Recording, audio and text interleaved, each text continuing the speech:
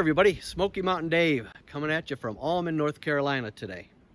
For those of you that don't know, Allman, North Carolina is between the NOC and the Fontana area. And as you can see behind me, that's the Great Smoky Mountain National Park. Now the reason for the video is I want to provide a lot of information for the class of 2022 Thru-Hikers. Let me give you a little background. A couple years ago I worked at the Fontana Marina, and the AT goes right through the parking lot of the Fontana Marina. So I was fortunate to meet a lot of Thru-Hikers. Now, to say that the Thru-Hiker community is very unique is probably an understatement, and I mean that in the most positive way. But some of the folks that were coming through were very meticulous in terms of planning. There were some people that would just wing it, and there's everybody in between.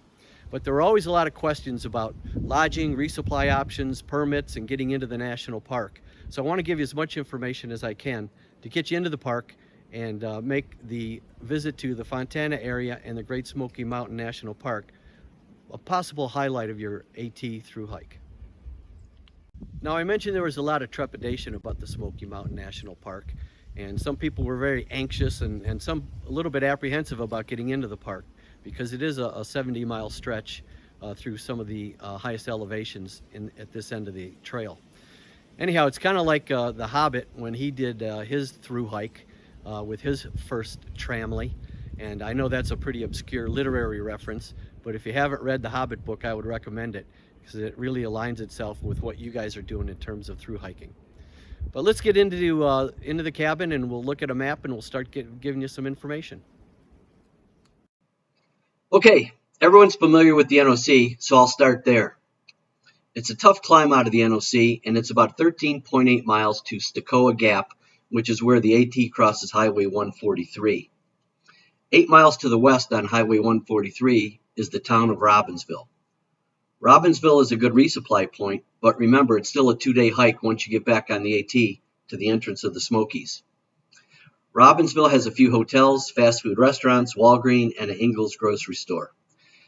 The city of Robbinsville was a dry town until recently when the city voted to begin selling beer and wine. Now, if you wanted to head into Robbinsville from Stokoe Gap, I would recommend throwing up your thumb and hitching a ride as it's only 8 miles one way. Highway 143 is well traveled and very hiker friendly. And it's the same getting back to Stokoe Gap to the AT from Robbinsville. If you're uncomfortable hitchhiking, there's our shuttle drivers available and listed on Far Out and AWOL, and I'll also include a list at the end of this video.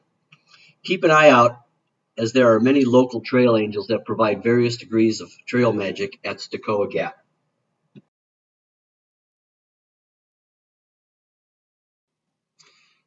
After leaving Stokoe Gap on the AT and climbing the notorious Jacob's Ladder, you'll hike 7.6 miles and then you will cross a paved road at Yellow Creek Gap. There are no resupply options there, but there is a hostel, and I'll include contact information at the end of this video. Continuing on the AT from Yellow Creek Gap in 7.3 miles, the next road crossing will be Highway 28. You'll be in the parking lot of the Fontana Marina at that point, and you'll have a number of options for both lodging and resupply. Okay, as you cross Highway 28, you'll be in the parking lot of the Fontana Marina, and this sign will give you a little bearing on where you are. It's 1.1 miles to the shelter, 1.4 to the dam, and 1.8 miles to the entrance to the Smoky Mountain National Park. A few short steps after crossing Highway 28, you'll come to Fontana Crossing, which is the parking lot of the Fontana Marina. There are some restrooms there, and on the outside of the restrooms, there's a phone box, and you can use that phone box to call the resort, and they can provide shuttle service from the Fontana Marina to the resort if you needed to go up there.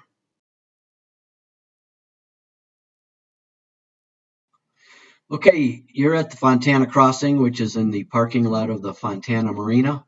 About 1.1 mile on the AT is the Fontana Hilton, and about a 1.5 mile road walk or shuttle is the Fontana Village. Okay, there's 3 lodging options in the Fontana area. The first being the Fontana Shelter, endearingly known as the Fontana Hilton.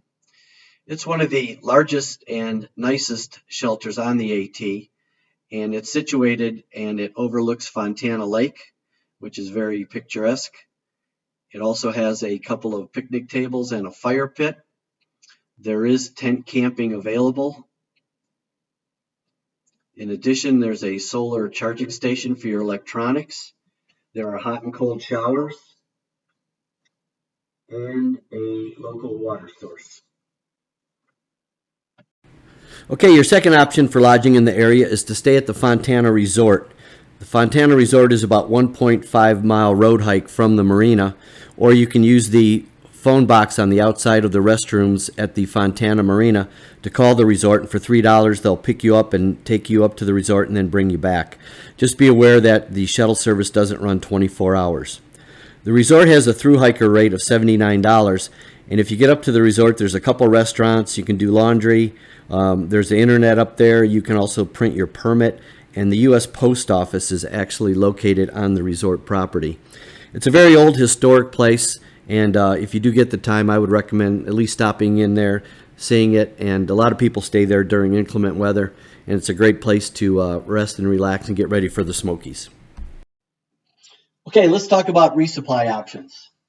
The first option you have is to supply at the Marina store. The Marina store is very hiker friendly and a great place to hang out on the lake. Now, I did a survey earlier this year with many people on this Facebook page, and I met with the Marina manager and gave him a list of the items that many of you folks requested. So he has committed to not only increasing the number of products, but increasing the quality of products from a resupply point of view.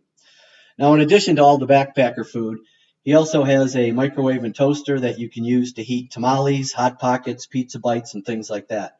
But it's a great spot to hang out, have a cold drink, recharge your batteries, both literally and figuratively. Now, the Marina also has a lake tour that they do every day that takes you out on the lake for an hour and a half, and a local captain and local historian tells you a lot about the Cherokee Indians, the early settlers, and the rich history of the area. Now, when you go to the Marina, make sure you ask for two things. One is the joke of the day. You guys always have a joke of the day teed up. Not the best jokes, but it'll bring a smile to your face. And secondly, the Marina is offering free popsicle for every thru hiker. And again, it's not the biggest deal in the world, but on a hot day, a cold popsicle can make all the difference in the world. But it's a great spot to hang out. I think it's one of the hidden gems on the trail. So make sure you stop in the Marina for a resupply. Okay, your second option in terms of resupply is a convenience store that's located on the resort property called the Pit Stop. The Pit Stop has most of the basics for resupply, and you could also get a hot sandwich and a cold beer there. Now, the hours are seasonal, so make sure you call ahead for info. And again, I'll include that number at the end of this video. Okay, let me just talk about two more resupply options. The third option is to get a shuttle back into Robbinsville, which is 22 miles one way, and resupply there. There's an Ingles grocery store, Dollar General, Walgreens, and it's the last fast food you'll see until you get through the Smokies. And last but not least is to have a resupply box sent to the Fontana Resort. If you do send it to the resort, you'll have to pay $5, but make sure you note on the box your name, expected date of arrival, and phone number. I know there have been issues in the past, but they have now instituted a process whereby they log the receipt of the box and have you sign for it once you pick it up. Make sure you do send it to the proper address, and I'll include that at the end of this video. The other option is to send it to the Fontana Post Office, but like any post offices, it has limited hours, and in contrast to the resort, you can pick up your package there 24/7. Okay, here's a local recommendation. As you cross the dam, look up to the ridge on your right, and you'll see the Shuck Fire Tower up there. That's an historic fire tower from the 1930s, and it provides great views of the western end of the national park. It's about 3.5 miles up the AT once you cross the dam, so keep an eye open for it on the right side. It's marked, it's only maybe 1/8 of a mile off the trail, but it's a great spot to take a break. And again, climb the tower and you will see some spectacular views of the park. Okay, you're all resupplied, rested up, and ready to hit the Smokies. Couple things. First of all, you do need a permit to through hike through the park, and I'll include some information at the end of this of where you can get that permit. There's two ways to get it printed up locally. You can email it to the Fontana Marina, and that email is marina@fontanavillage.com, and they'll print it up and have it waiting for you.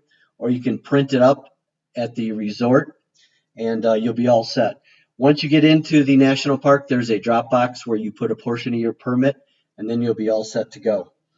Now, in terms of resupply, once you get into the park, there's a few ways to do that. One is to carry 5 to 7 days of food and make the entire 70 miles. The second one is to stop at Newfound Gap, and you can catch a shuttle to go into Gatlinburg, which is about 15 miles north, or you can go into Cherokee, which is about 15 miles south. Obviously, Gatlinburg is a tourist trap, but they do have multiple lodging and resupply options. Just be ready for thousands of tourists, t-shirt shops, go-kart tracks, etc. Some people say it can be kind of a sensory overload after being in the woods for a while. The town of Cherokee, which again is south, and which is an actual Cherokee Indian reservation, is also touristy, but much smaller, quieter, and more manageable. Now, another option is to use a local shuttle guy named Nate from Traveling Light Shuttle and Resupply. He can bring you a complete resupply up to Newfound Gap. You obviously have to call him in advance to set that up, but you can call him and he can bring you whatever you need, and that'll save you from going into Cherokee or Gatlinburg. Okay, a couple last things. First of all, it seems like many through hikers seem to be very concerned about bears in the park, so let me give you a little bit of insight. Population-wise, there's about 1,800 bears in the Great Smoky Mountain National Park. In almost every case, they want a lot less to do with you than you do with them. Now, having said that, bears are wild animals and you should exercise a certain level of caution. Most bear encounters involve bears foraging for food. Therefore, it's critical that you use proper food handling techniques.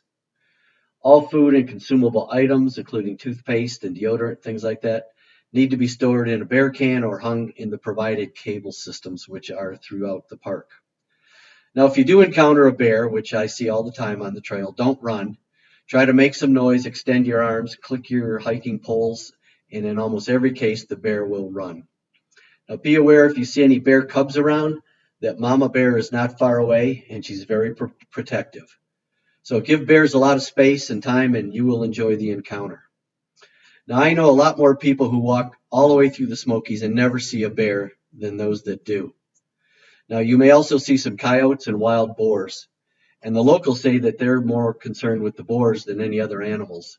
Now, if you do encounter a boar and there's piglets around, again, give them a lot of time and space as they can be a little aggressive when the young ones are around. Just remember, though, the boars can't climb trees.